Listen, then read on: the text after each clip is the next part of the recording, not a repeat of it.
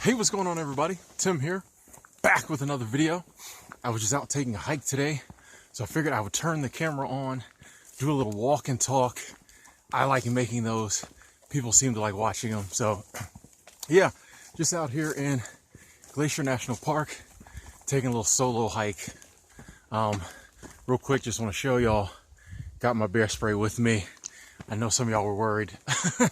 I bit the bullet, spent the $30, got the bear spray, so we should be good if anything jumps out these woods. Most of the trail is pretty kind of wide open like this, but there are some spots that you can't really see around the corner, and there's a lot of trees and stuff in the way.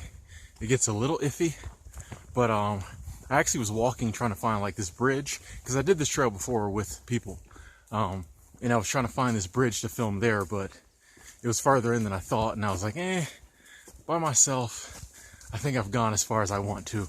So I turned around.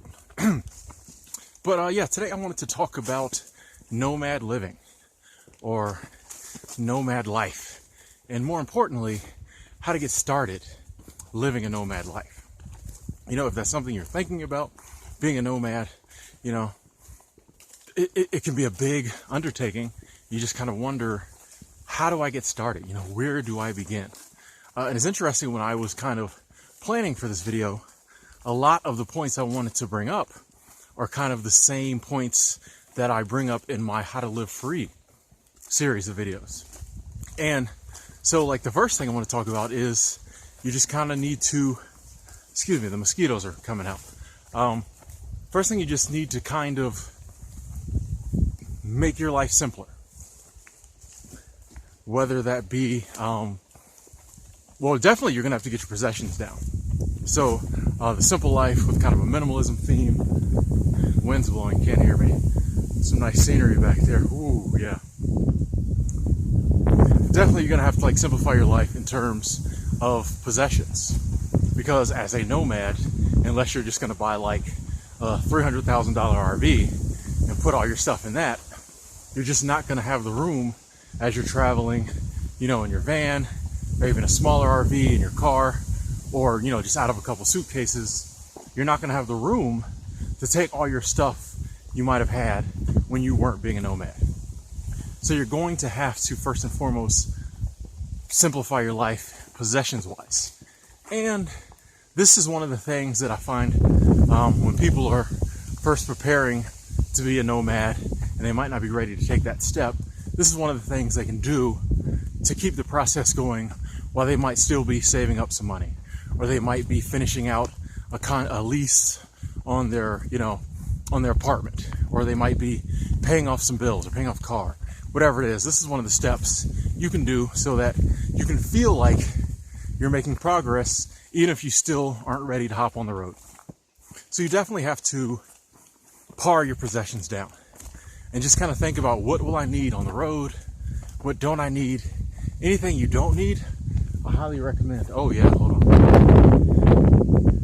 Oh, nice. Oh, nice. Pausing while this wind blows. I apologize for the wind.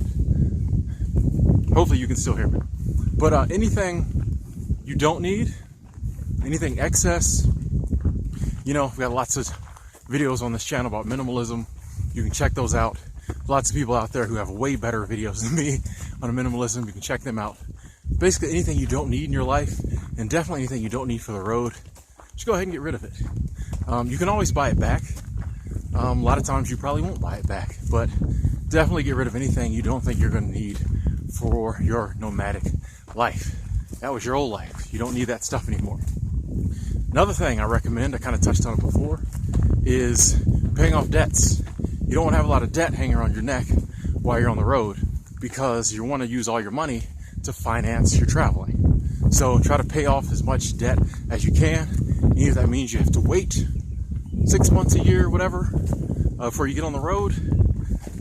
We've all had to do it.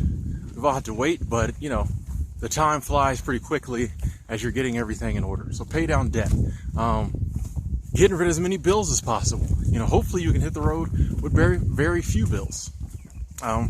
Since a lot of the things that a lot of people have bills over are things that are kind of not in involved in the nomadic lifestyle. So getting down the bills, that's a big one, but definitely paying down the debt, because you want to hit the road, and any money you make, be it on the internet, be it doing, day labor, whatever it is, however you're going to make money on the road, you want to be able to keep all that money to keep the travels going.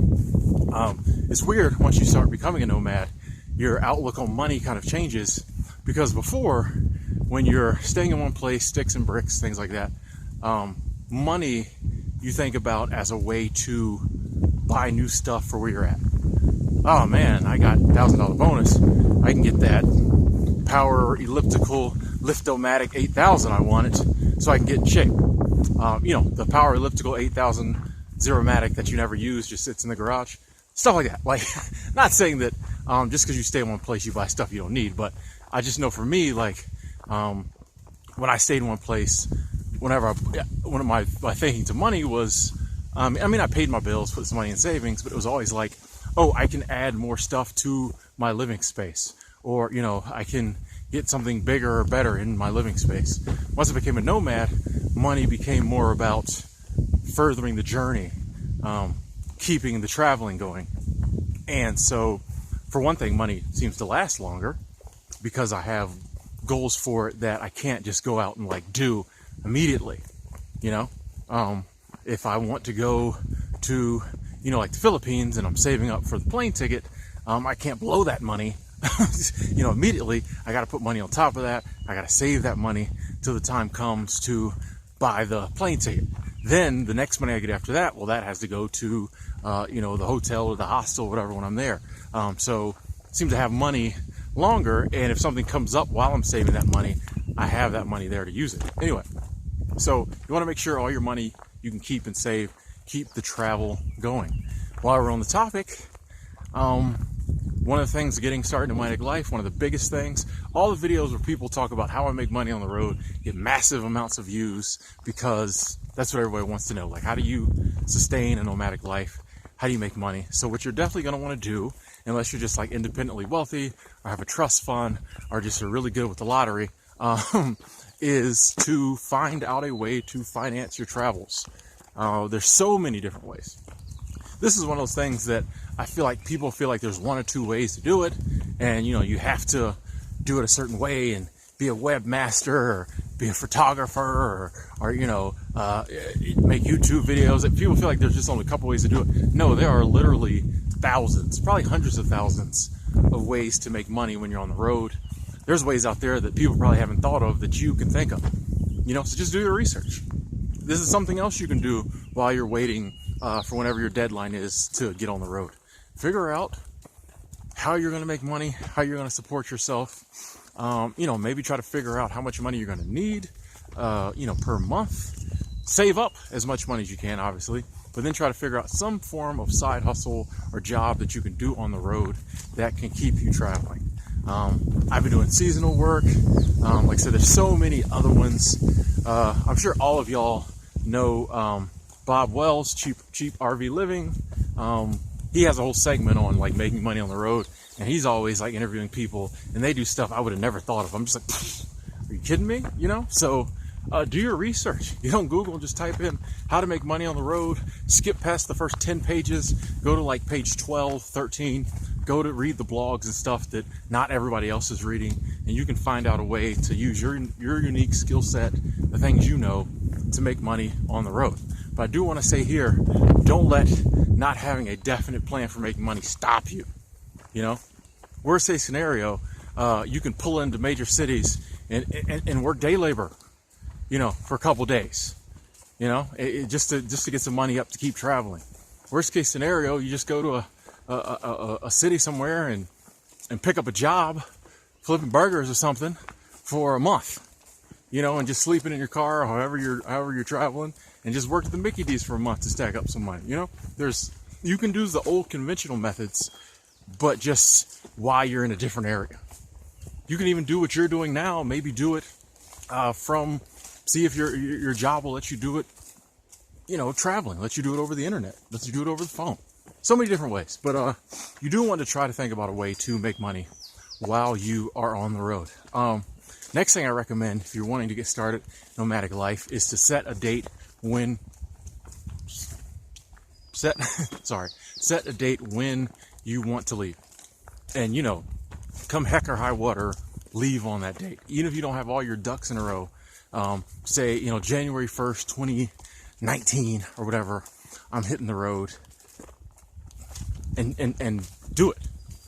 Plan best you can, try to get as much stuff in order as you can, but on that day, just do it, make the leap, because there'll never be the perfect time. If you never make the leap, you're never going to make the leap. So, set a date, go for it. Along with that, set kind of a couple destinations of places you want to go, and say January 1st, I'm heading towards wherever the first city you want to go, whatever the first country you want to go, whatever, has been your dream for traveling, go there. And don't worry, like I said, even if you don't have everything in the row, just go there and then just start figuring out from there. But definitely set a date, tell people about it, set things up as much as possible so you have to do it. I know me, when I first hit the road, I subleased my apartment, so I had to go. I had sold my car, subleased my apartment, so I had to leave. There was no kind of turning back. I feel like that's kind of a good thing to do, is to have a situation set up to where you can't, stay. Because then, you hit the ground running. Necessity is the mother of invention. If you have to, start living this nomadic life, you'll figure out the few things you hadn't figured out before you left. Another thing, when you're getting started living a nomadic life, this kind of goes in, here comes the wind again.